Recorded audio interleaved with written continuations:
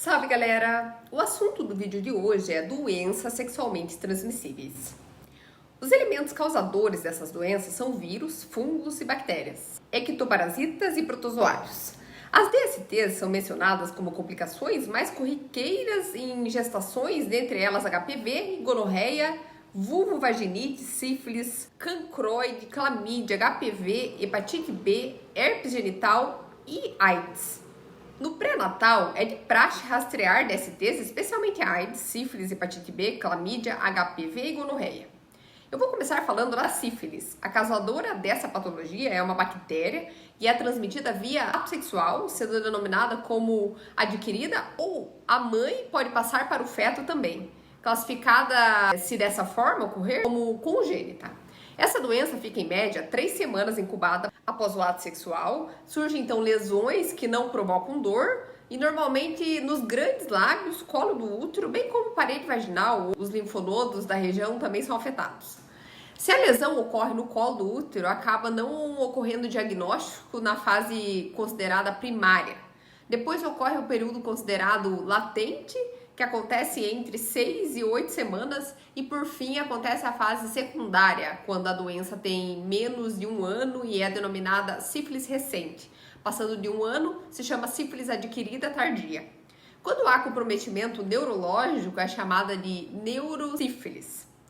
Quando a mulher dá início ao pré-natal, o exame que diagnostica a sífilis é solicitado. Se o resultado dar negativo, o exame é refeito a cada 3 meses. E se o resultado der positivo, o exame é feito todo mês para que seja feito controle e tratamento.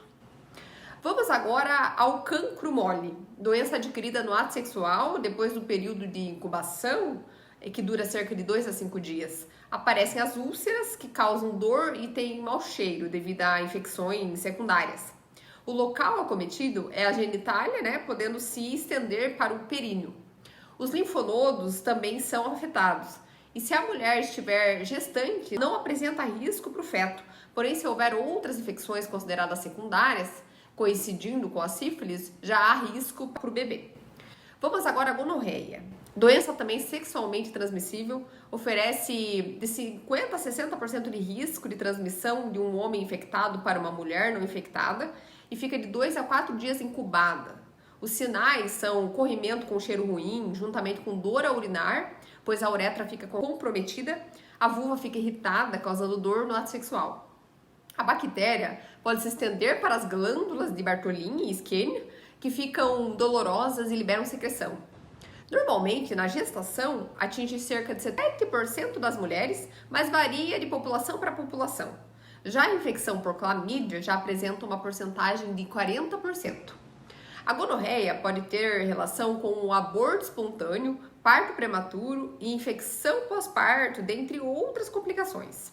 Inclusive, pode causar cegueira ao recém-nascido, sabia? Vamos agora à clamídia. Normalmente, de infecção sem sintomas, costuma ser bastante comum quando o assunto é DSTs, especialmente nos Estados Unidos. Na gestação, pode causar parto prematuro e infecções. Agora eu vou falar sobre a vulvovaginite.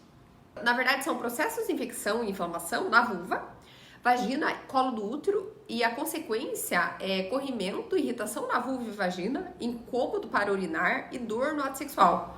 Os causadores são protozoários, bactérias e fungos.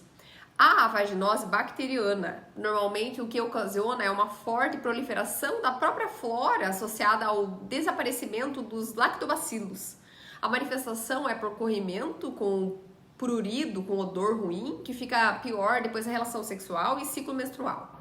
Há também a candidíase, infecção causada por um fungo na vagina e na vulva, e presente na flora de mais de 50% da população feminina.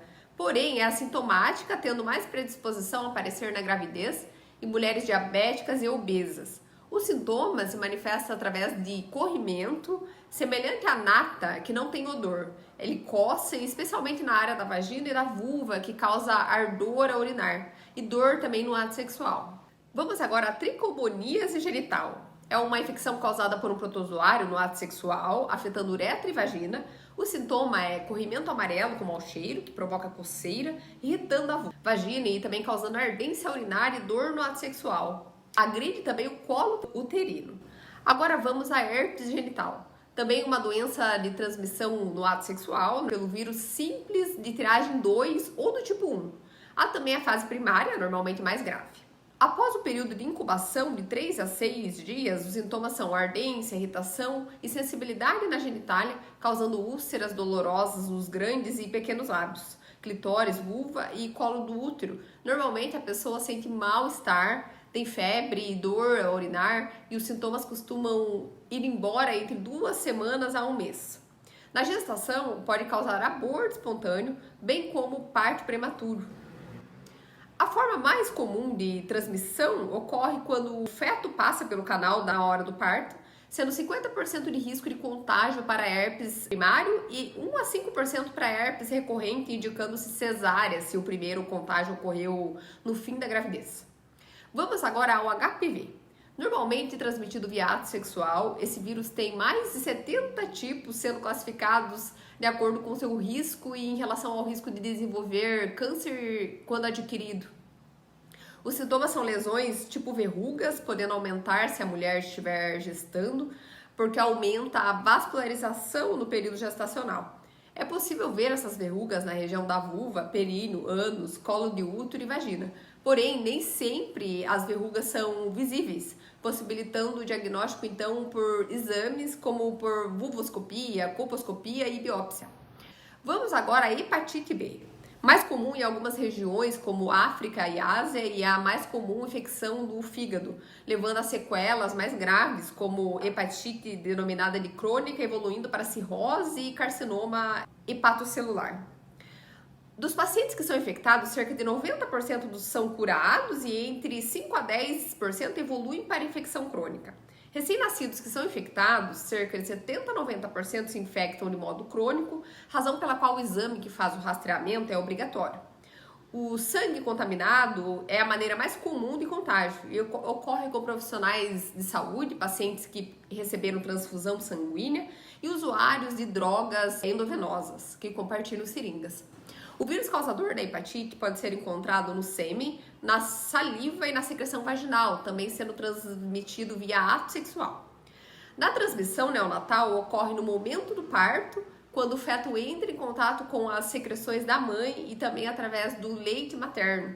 Grande parte dos recém-nascidos que nascem com o vírus não tem sintomas. Se tornam, então, portadores crônicos com riscos de desenvolvimento de câncer de fígado ou cirrose. Finalizo esse vídeo com a reflexão sobre a importância da prevenção para não ter que remediar depois.